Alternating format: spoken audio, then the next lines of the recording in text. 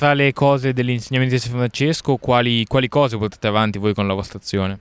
E noi in modo particolare, certamente San Francesco, oltre ad essere amante delle creature, dell'uomo, amante della povertà, la povertà nel senso positivo, cioè un distacco dalle cose della terra per elevarsi un pochino di più a quelle di guardare in alto.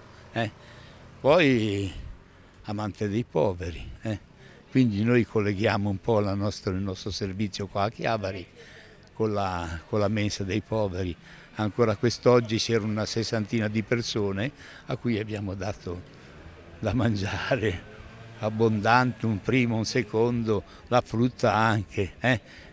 Naturalmente non siamo noi a fare i miracoli, è la gente che ci aiuta a portare avanti questo discorso molto significativo ai nostri giorni, perché sembra che aumentino, non diminuiscono quelli che vengono a mangiare dai frati.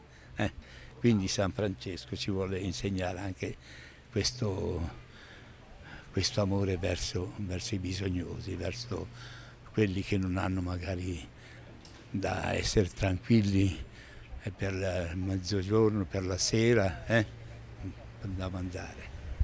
A suo avviso oggi qual è, diciamo, il rapporto delle persone con la povertà? Perché spesso sembra che la povertà sia vista come una cosa molto sbagliata, una cosa che fa paura, una cosa magari di cui vergognarsi.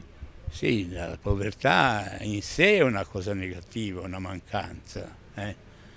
San Francesco si è spogliato delle cose terrene per naturalmente dare un significato molto più importante a quello che riguarda, non so, le nostre relazioni con il Signore, con Dio.